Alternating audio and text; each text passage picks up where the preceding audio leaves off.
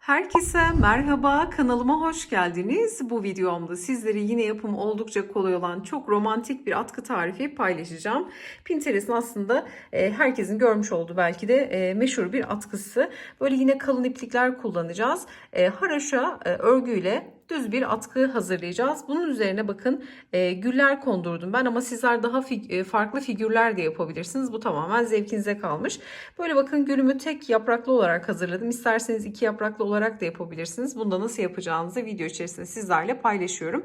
Böyle bakın atkımızı ördükten sonra gülleri böyle üzerine serpiştirdim.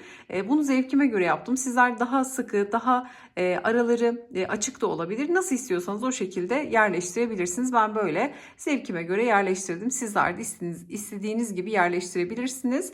Nasıl yaptığımı video içerisinde sizlerle detaylı olarak paylaşıyorum. Gerçekten inanılmaz kolay bir yapımı var. Örgüye yeni başlayan biriyseniz dahi bu çalışmayı eminim ki çok rahatlıkla yapabilirsiniz. Hemen şöyle kenara da manken üzerinde duruşunu göstereceğim. Böyle omuza almalık çok güzel, hem ısıtıcı hem de bir aksesuar olarak da kullanabilirsiniz. Çok güzel duruyor üzerinize taktığınız zaman. Daha farklı renklerde hazırlayabilirsiniz. Ben böyle uçuk bir pembeyle hazırladım. Çok tatlı durdu. Ama dediğim gibi farklı figürler kullanabilirsiniz. İstediğiniz renklerle yapabilirsiniz. Tamamen zevkinize kalmış. Detaylı tarifimize geçmeden önce de sizlerden küçük de bir ricada bulunmak istiyorum. Kanalımıza ücretsiz abone olabilir, videoyu beğenir ve yorumlarınızı eksik etmezseniz gerçekten çok mutlu olurum. Tarifimize geçelim. İlk olarak sizlere malzemelerimden bahsetmek istiyorum. Örgüm için kullandığım bütün malzemeleri Aksa Örgü Butik'ten aldım. İletişim bilgilerini de videonun açıklama kısmına eklerim. Oradan bakabilirsiniz. Bakın böyle 100 gramlık yumaklardan kullandım. 100 gramı 120 metre olan ipler bunlar. Bu açık krem renginden 4 yumak kullandım. Pembe renkten 1 yumak kullandım. Yeşil renktense yine 1 yumak kullanarak atkımı hazırladım. Ben toplamda 10 tane gül çıkarttım bir yumaktan. Tabi bazen elimizin sıkılığı, gevşekliği fark edebiliyor. Sizlere tavsiyem pembeden ikinci bir yumağı almanızı tavsiye ederim. Tabi atkımın uzunluğunu da hemen burada söylemek istiyorum. Atkımın eni 26 santim, boyu da 2 metre uzunluğunda oldu. Atkıyı daha uzun, daha kısa yapmak isterseniz de yine ip miktarını kendinize göre ayarlayabilirsiniz. Bunu da belirtmekte fayda var. Şöyle şimdi ipi kenara alacağım. Aslında düz haraşo bir örgü elde etmiş olacağız. Tek yöne örülen bir örgü. Burada kullandığım şiş numaram 7 milim. Şöyle göstereceğim. 7 milim şiş kullanacağım. Böyle misinalı bir şiş tercih ettim ama düz uzun şişlerle de bunu çok rahatlıkla yapabilirsiniz. Toplamda 35 ilmekle örgümüze başlayacağız. 35 ilmek bana 26 santim ölçüsünü verdi. Bazen dediğim gibi örme sıkılığımız, gevşekliğimiz farklı olacağı için aynı ipi, aynı şiş numarayı kullansak dahi ölçüleriniz farklılık gösterebilir. Bu örme sıkılığımız ve gevşekliğimizden kaynaklı bazen 5 santim bile fark edebiliyor.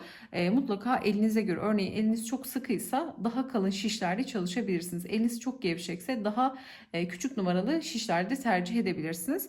Bunu da belirtmek önemli. Yeni başlayanlar için, örgü bilenler zaten bu kısımları geçecektir. Şimdi başlangıçta uzunca ip bırakıyoruz. Mutlaka böyle biraz fazla bırakın. Artan ipiniz olursa kesip çıkartması kolay oluyor ama sonradan tekrardan bütün ilmekleri söküp tekrardan başlamak işimizi daha zorlaştırıyor. Şimdi ben küçük bir örnekte tarif edeceğim için şöyle bir miktar iplik bırakmam yeterli olacak. Aramızda yeni başlayanlar varsa şişe ilmek nasıl atılır, düz örgü, ters örgü nasıl yapılır, bunları detaylı olarak paylaştığım çok açıklamalı bir videom var. O videonun linkini aşağı açıklama kısmına ekleyeceğim. Oradan tıklayarak da ulaşabilirsiniz. Şimdi hemen şöyle ilk ilmeği oluşturuyorum ve şişime ilmek atmaya başlıyorum. Burada sizler daha farklı yöntemler kullanabilirsiniz. Şişe ilmeğinizi daha farklı şekilde atıyor olabilirsiniz. Örgünüzü elinizde değil, boynunuzda, kolunuzda örüyor olabilirsiniz. Hiç önemli değil. Nasıl biliyorsanız o şekilde örebilirsiniz. Burada sadece haraşo bir örgü, atkı elde etmiş olacağız. Şimdi toplamda 35 tane ilmek atıyoruz. Varsayalım ki burada 35 tane ilmeğimizi oluşturduk. Hemen şöyle son ilmek açılmasın diye bir tane düğüm atıyorum. Sonra bu kısa kalan ipi de gizlemiş olacağız. Ben şimdi haraşo örgüsünü sürekli düz yöne örerek yaptım. Tersten de örebilirsiniz dediğim gibi. Ama bana düz örmek daha kolay geldiği için bakın ipi arka tarafa alıyorum. Şimdi burada haroşa ne demek? Yani sürekli aynı yöne ördüğünüzde elde ettiğimiz örgü deseni, bakın bu. Şimdi ilk ilmek olduğu için burada hemen ilkini düz örüyorum. Bakın ilmeğin hemen şöyle solundan batıyorum. İlmeği örüyorum. İlmeğin içinden ilmek çıkartıyorum yani. Ve ördüğüm ilmeği de bırakıyorum. Bir sonraki ilmeği bakın tekrar hep aynı yöne örüyorum. Batıyorum şöyle. İçinden ilmek çıkarttım. Ördüğüm ilmeği bıraktım. Düz yönde örüyorum. Yani bu haroşa örgüsünü düz yönde sürekli aynı örgüyü tekrar ederek elde etmiş oluyoruz. Sizler tersi daha hızlı örersiniz. Ters örgü de yapabilirsiniz. Hangi yön kolayınıza geliyorsa onu tercih edebilirsiniz. Hemen şöyle kısaca kabaca anlatmak istiyorum. Son ilmeği de ördük. Örgümüzü bakın çevirdik. Şimdi hep düzden öreceğim için ilmek arka tarafta olacak. Şişin arkasında olacak ve ilk ilmekleri de örmeden alacağım. Kenarda çok düzgün düşüyor bakın. Şöyle hemen ilk ilmeği örmeden sağdaki şişime aktarıyorum. İlk ilmekleri örmüyorum ama sizler daha farklı bildiğiniz yöntemler varsa da onları da uygulayabilirsiniz. Hemen yine aynı yönde bakın. Solundan batıyorum. İlmeğin içinden ilmek çıkarıp ördüğüm ilmeği bırakıyorum. Eğer çok hızlı ördüğümü düşünüyorsanız videoyu yavaşlatabilir ya da tam tersi hızlandırarak da seyredebilirsiniz. Yeni başlayanların da çok rahatlıkla yapabileceği bir örgü modeli. Bakın sürekli aynı yönü örüyoruz. Her sırada aynı işlemi tekrar ediyoruz. Son ilmeği de ördük. İp arka tarafta ve tekrar yine ilk ilmeği örmeden bakın bu şekilde sağdaki şişime aktarıyorum. Sonra gelen ilmeği yine aynı yönde düz örgü yaparak örerek ilerliyorum. Şimdi bakın düz örgü yaptığımızda elde ettiğimiz örgü deseni haroşa örgüsü oluyor. Bakın iki taraftan da aynı şekilde görünüyor. Bunu 4 yumak bitene kadar ördüm ben. Elime göre yani bu 2 metreyi buldu bende. Biraz da esniyor. Örgünün esneme payı da var. Bunu da yani söylemek gerekiyor. Örgü de kendini birazcık bırakıyor aşağı doğru. Ben 2 metre olana kadar ördüm. Sizler daha uzun, daha kısa ne kadar istiyorsanız o kadar örebilirsiniz uzunluğunu. Ben 35 ilmekle 26 santim eninde bir atkı elde ettim. Atkının enini santim olarak daha az da yapabilirsiniz. Boyunu daha uzun istiyorsanız daha az başlarsınız. Örneğin 30 ilmekle başlarsınız. Bir miktar daha uzun olur örgünüz. Şimdi böyle bakın aynı yöne örerek hep yani düz örgü yaparak haroşa örgüsünü elde ediyoruz. Şimdi ilmek kapatmayı da göstereceğim. Örgü bilenler zaten bu kısmı hiç izlemiyordur bile. Ama bilmeyenler için göstermekte fayda var. Ben tığla kapatma yapıyorum. Çünkü kontrolünü daha rahat sağlıyorum. Şişime göre de mutlaka tığ numaramı daha küçük tutuyorum ki ilmekler aşırı gevşek olmasın diye. Burada 4 milim tığla şimdi ilmekleri kapatacağız. Hemen ne yapıyorum? İlk ilmeği örmeden sağdaki şişimi aktarır gibi tığımı alıyorum. Bakın burada tığ aslında şiş gibi kullanıyoruz. İlk ilmeği aldım. Bir sonraki ilmeği de bakın tığıma aktarıyorum. Buradaki ipi tığıma doluyorum. İki ilmeğin içinden geçirerek ilmekleri topluyorum bakın. Hemen bir sonraki ilmeği tığıma alıyorum. Yumaktan gelen ipi tığıma dolayıp iki ilmeği aynı anda örerek hem bir sıra örmüş oluyorum hem de ilmek kapatmış oluyorum bakın. Bu şekilde sağdaki tığımı aktarıyorum ve iki ilmeği kapatıyorum. Bunu da mutlaka örgünüzün ayarında yapmanız gerekir. Aşırı sıkarsanız burada toplama yapar. Yani yeni başlayan biriyseniz ilmekleri tekrardan söküp başlaması zor olur. Mutlaka örgü ayarınızda yapmaya gayret edin. Çok sıkmayın. Aşırı da gevşek bırakmayın. Aynı oranda olmasına dikkat edin. Bakın bu şekilde ilmekleri tamamen tığ yardımıyla tığımı alıyorum, ilmeği iki ilmeği kapatıyorum. Bakın bu şekilde oldukça kolay oluyor. Şimdi şuradaki son ilmeği de aynı şekilde alıp kapatıyoruz. Sonra bir tane zincir çekip ipimizi kesiyoruz. Bu şekilde bakın çok muntazam bir kapatma yapmış oluyoruz. Haroşa örgüsünü bu şekilde elde ettik. Tekrar etmek istiyorum. 35 ilmekle başladık. 2 metre olana kadar ördük. Bunun için de 4 yumak kullanmış oldum. 100 gram 120 metre uzunluğunda ip kullanıyorum. Tabii ipin markası farklıysa, metrajı, gramajı farklıysa sizlerde ip miktarı da değişebilir. Bunu da belirtmekte fayda var yeni başlayanlar için. Şimdi bakın bu şekilde örgümüzü hazırladık. Şimdi gülümüzü ve yaprağımızı hazırlayalım. Sonra da nasıl monte ediyoruz bunu tarif etmeye geçelim. Gülümü örmek için atkıda kullandığım ipin aynı ipin toz pembe rengini kullanıyorum. Ama illaki aynı ip olmak zorunda değil. Burada atkınızı örersiniz. Gülleri, yaprakları daha farklı bir iple de yapabilirsiniz. Burada aksesuar amaçlı kullanıyoruz bunları. Şimdi burada hemen işe ilk olarak zincirle başlangıç yapıyoruz. İlk zincirimizi kilit yaptıktan sonra zincir çekmeye başlıyoruz. Şimdi gülün hacmini daha yoğun, daha az yapmak isterseniz, örneğin daha ince bir ip kullanıyorsunuz. O zaman sayıyı daha fazla yapmanız gerekebilir. Şimdi yaptığımız zaman da göreceksiniz. Burada sayıyı azaltmak ya da artırmak isterseniz 3'ün katı şeklinde zincirinizi çekmeniz gerekiyor. 3 artı 3 artı 3 artı şeklinde zincirlerimizi oluşturacağız. Şimdi burada ben 10 tane gül için şu kısımlardan yani bunları yelpaze diyelim, 10 tane yelpaze yapacağım için 33 tane zincirimi çekiyorum. Şimdi 33'e tamamlayıp zincirimizi gelelim. Toplamda 33 tane zincirimizi çektikten sonra zincirin düz kısmını değil, hemen şöyle tersini çeviriyorum. Arkada bulunan kesik çizgileri kullanacağım. Sizler isterseniz direkt zincirin de içerisine batabilirsiniz ama bu şekilde daha güzel oluyor. Şimdi burada hemen baştaki 1, 2, 3, 4, 5 zinciri bırakıyorum. 6. zincirin kesik çizgisine batıp ilmek çıkarttım. 2 ilmeğim var, doluyorum. İkisinin içerisinden geçirerek sık iğne örerek burada minik bir file yapıyorum, bakın. Şimdi filelerimiz 3 zincirden oluşacak. 2, 3 zincir çekiyorum. 1, 2 tane zincir atlayıp üçüncüye batarak sık iğne örüyorum. Bakın böyle 3 zincirlik fileler oluşturacağız. 1, 2, 3 zincir. 1, 2 tane zincir atlıyorum. Üçüncü zincire sık iğne örüyorum. 1, 2, 3 zincir. 1, 2 tane atladım. Üçüncüye direkt sık iğne örüyorum. Bakın şöyle hafif kıvrılıyor gibi oluyor. Bu hiç problem değil. Bunu zaten yuvarlayacağımız için hiç problem değil bu kısımlar. 3 zincir çekip burada 3. zincire batarak sık iğne örüyorum. 3 zincir, 1, 2, üçüncüye sık iğne şeklinde ilerliyoruz sıra sonuna kadar.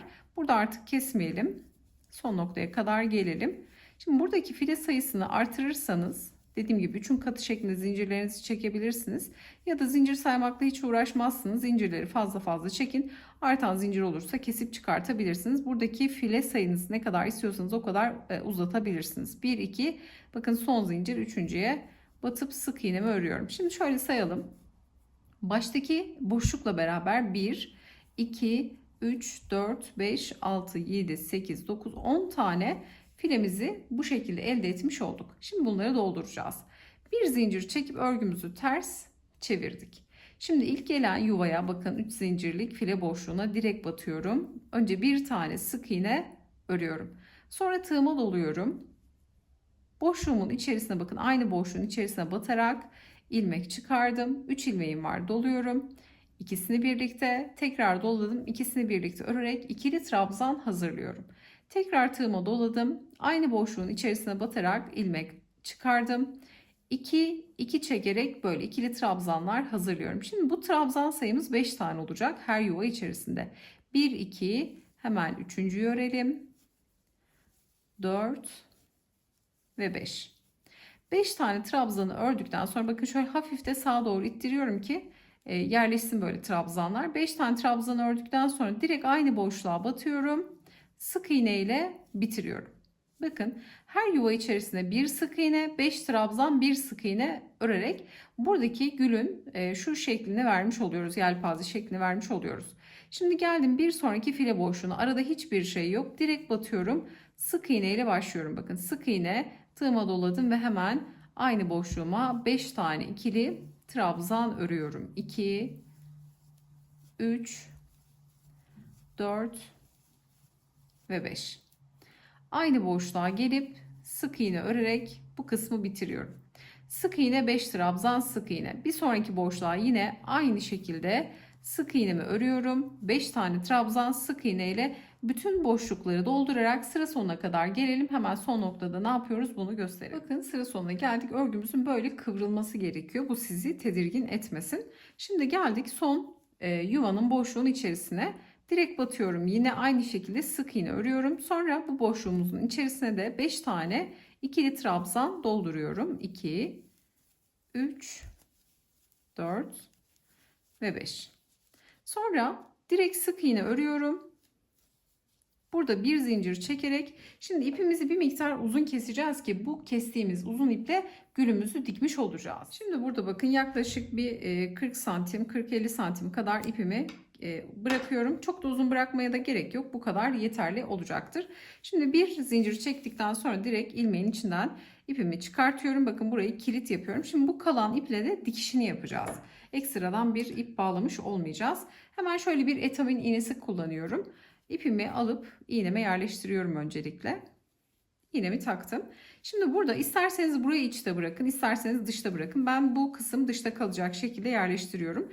Şimdi bakın gülü katlamaya başlayacağız. Çiçeğimizi şöyle bakın, bir parçamız var uzun. Şimdi baştan başlayarak katlıyoruz. Bu şekilde.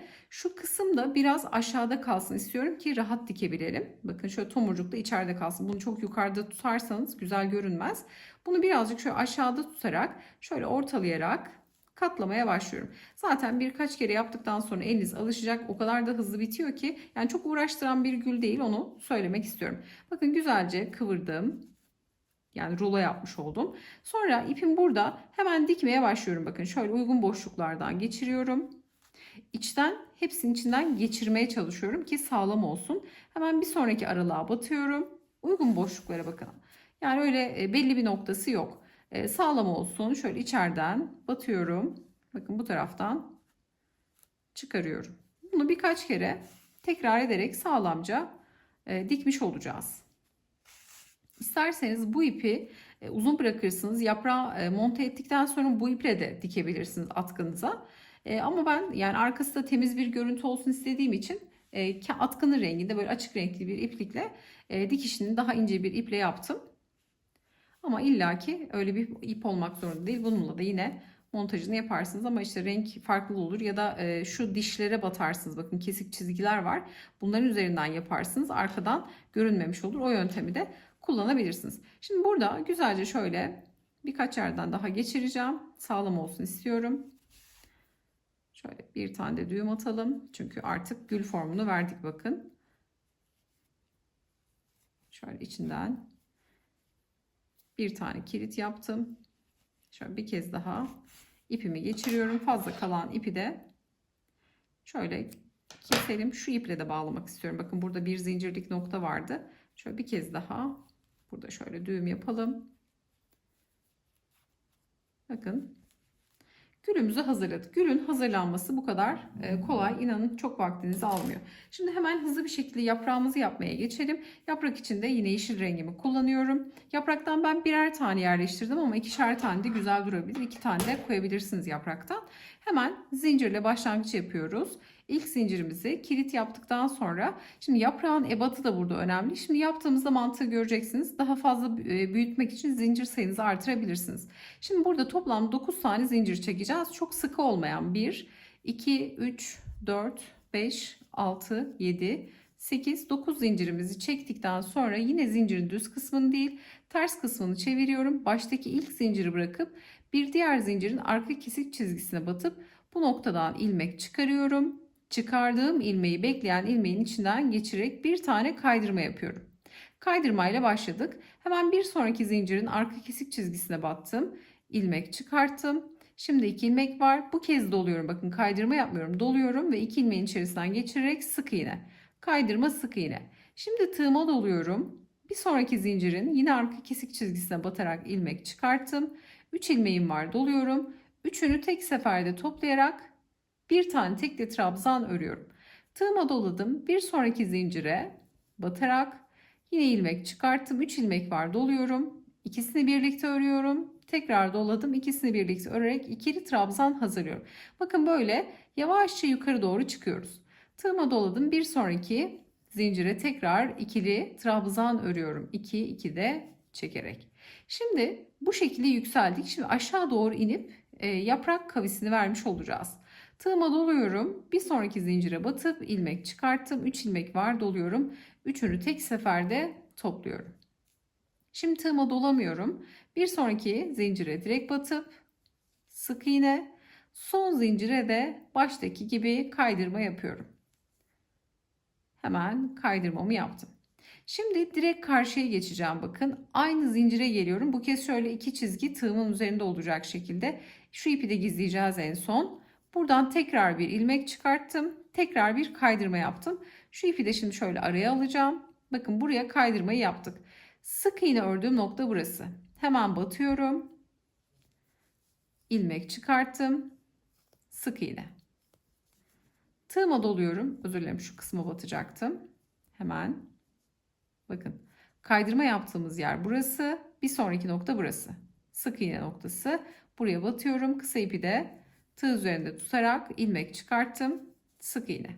Sonra tığıma doluyorum. Tekli trabzanı ördüm. Bakın zincirli noktaya batıyorum. 2 çizgi bu defa tığımızın üzerinde olacak. Şu kısa ipi de bu aşamada gizleyelim. İlmek çıkarttım. Tekli trabzan. Yani birebir yansıması oluyor. Yani burada ne yapmışsak, bakın bu kanatta ne yapmışsak diğer kanatta da aynı işlemi tekrar ediyoruz. Kaydırmayı karşıya kaydırmayla geçtik. Sık iğneye sık iğne, tekli trabzana tekli trabzan, ikili trabzan, ikili trabzan şeklinde ilerleyeceğiz. Şimdi burada geldim. Bir sonraki zincirli noktaya ikili trabzan, bir diğeri bakın yine ikili trabzan görünüyor. İkili trabzan.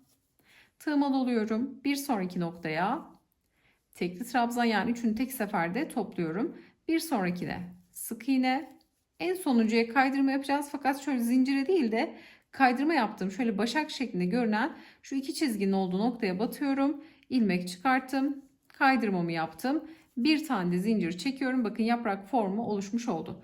Şimdi burada çok uzun bırakmaya gerek yok. Şöyle bir 15-20 santim kadar ipimi kesip direkt aynı gülde yaptığım gibi zincirden, yani ilmekten çıkartıyorum ve yaprağımı hazırladım. Bakın arkası da temiz görünüyor. Örerek gizlediğimiz için şu kısmı, şu ipi de şöyle güzelce arkaya alalım. Zaten arkada görünmeyecek. Şimdi yine bu ipi bırakmamızın sebebi güle de yine etamin iğnesi yardımıyla monte etmek için iğnemi taktım. Şimdi yaprağı nereye yerleştireceğime karar veriyorum. Şöyle önden bakıyorum. Nereye yerleştireceksem şöyle ayarlıyorum. Sanki şu kısım daha güzel olacak. Buraya ayarladım. Hemen ters çevirdim. Şimdi bu iple bakın dikişimi gerçekleştiriyorum. Şöyle batıyorum. Önce ucu sabitledim. Sonra bakın şöyle örgüyü buradan geçirip yine aynı yeşil renkten çıkıyorum. Örgüye batıyorum mutlaka, bakın. Şöyle farklı bir noktadan batıp, yani dışarıda kötü görünmeyecek şekilde içinden battım. Bakın şöyle sıkılayacağım. Şu noktadan tekrar bir geçirerek bu şekilde, yani bu kadar monte etmek yeterli oluyor. Oldukça sağlam oluyor. Sonra bakın ip bitene kadar sağlamlaştırabilirsiniz. Şöyle aralardan geçireceğim. En sonda şu ara kısımlardan ipi gizlemiş olacağız. Fazla kalan ipi de kesip çıkartabiliriz. Şu kısımda zaten iki iple de düğümleme yapmıştım. Hemen şu ipleri temizleyelim. Fazla kalan ipleri. Bakın yapraklı gülümüzü elde etmiş olduk. Şimdi bunu nasıl monte ediyorum? Hemen bunu gösterelim. Gülümü dikeceğim noktayı şöyle belirliyorum. Bakın şöyle atkının renginde bir iplik aldım. Yani beyaz renkle dikebilirsiniz. Krem renkli bir dikiş ipiyle dikebilirsiniz. İğneme taktım. Normal dikişimi yapacağım. Öncelikle burada bir tane düğüm attığım için şöyle belli olmasın diye gülün içinden geçiriyorum. Şimdi buraya montaj yapacağım bunu. Şöyle bakın aralardan geçirerek direkt ortasından da batıyorum. Sebebi daha sağlam oluyor. Bakın şöyle zaten en son battığınız yere yakın bir yerden geçirirseniz ipin rengi de belli olmuyor. Geçiriyorum ve hemen şöyle atkının dışından çıkartıp batarken aynı noktaya yakın bir yerden daha ileri bir noktaya taşıyarak batarsanız, bakın şöyle bu kısımda da yine şöyle şu kısma geliyorum. Bakın bu tarafa geçmiş oldum. Burada sabitleme yapıyorum. Yine bakın yeşilden bile çıkartsak ipimizi şöyle çıkaracağım. Yakın bir noktadan içeri doğru batarsanız bakın hiç belli olmayacak. Diğer tarafta da göstermek istiyorum. Tertemiz bir dikiş yapmış oluyoruz. Bunu bu şekilde montajını yapıyorum. Güzelce sabitliyorum kenarlarından. Dikerek de atkıma monte etmiş oluyorum. Bu şekilde bakın güllerimi hazırladım. Gerçekten çok güzel oldu. Dediğim gibi sizler daha farklı figürlerde kullanabilirsiniz. Tarifimiz de bu şekildeydi. Yapacak olanlara kolaylıklar diliyorum. Videomuzu beğenmeyi, yorum bırakmayı, kanalımıza abone olmayı unutmayın. Bir sonraki videoda görüşünceye dek hoşça kalın.